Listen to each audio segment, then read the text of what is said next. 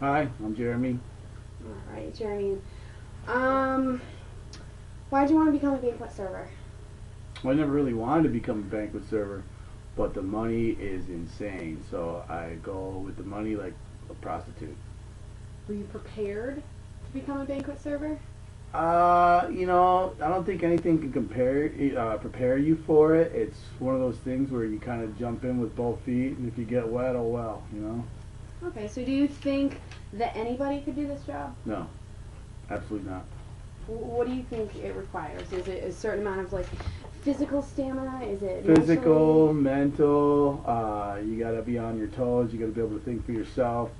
Which most people can't do anyway, so it doesn't really matter. We just got to deal with the shitheads anyway. Seasonal hours are can't see to can't see. You wake up and go to work with no lights, and you come home from work with no lights. It's just one of those things. You just skip. You start early, you leave early, and it's how it works. You just work all the time. 120 hours in 9 days was one of my biggest stretches last summer. So. And do you think that takes a toll on your social life? Social life, physical life, life in general, and your feet, your back, So you think it takes a toll on your health? everything. Financially, it pays off. You gotta look at it like this, okay? Hookers know you can get AIDS, but the money's worth it, okay? So they're out there, and they know they can get AIDS, but if they make a lot of money... How's it working banquets different from, say, a 9-to-5 job? Well, at a 9-to-5 job, you have a set schedule. Like, you know when you're going to be getting to work, you know you're going to be getting home. It doesn't matter for us. We can be getting here at 9 o'clock in the morning, and they say, schedule might say 1 a.m. or 10 p.m. You get out of here at 1 a.m. or 3 a.m. And, it's just the way it is. You don't have that, nice where I can make plans with my wife and kids, or hey, I got the weekend off or anything like that. There's no such thing. Do you think that other departments in the hotel dislike banquet servers? Do you think we're secluded? I don't think they dislike us. I think that they're jealous of us. I think that they know what we're capable of, and they know we'd run circles around them in any department, and if they come work with us for one shift, they start to realize, wow, I got it pretty easy over in my little restaurant, where I just deal with, 10, 12 people here and there, you know what I mean? When you're dealing with 200 people at a time, you're tending bar and you got 150 people in front of your bar and you got to take care of them and knock them down, you know what I mean? It's a whole different thing, you got to depend on your teammates to come help you out and give you, like you need glasses, you need ice, you need stuff like that. Your teammates are there for you. It's not the same as when you're in a restaurant and you're all out for yourself in your own pocketbook. So teamwork is definitely Teamwork.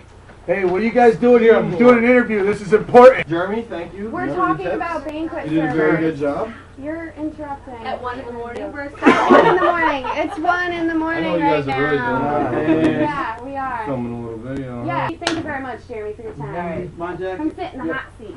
I put my name tag. because we all look so fabulous. We all look so hot right now. All right,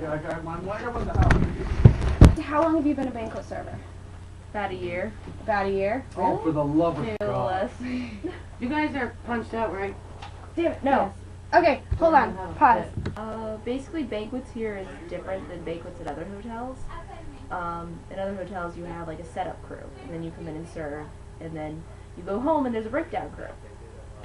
Here we do everything from lugging all the tables in, lugging them out, every step of service. So a little bit more extensive. So do you think anybody could do this job?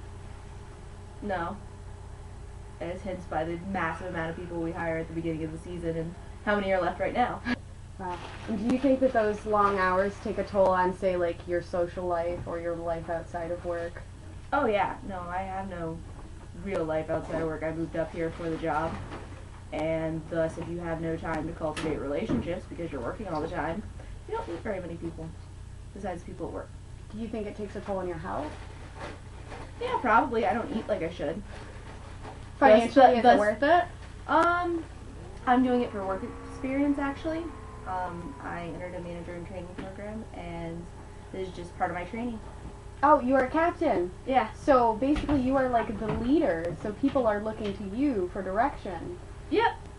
Pretty much. Now, how does that differ from a banquet server? Well, it's always your fault. whether you did it or not. And it's very hard to know, like, if you're not technically captaining an event, you have to step back a minute, which is weird because you're still blamed for everything that goes wrong. So at the same time, you're supposed to take a back seat to whoever's in charge and follow how they're doing stuff.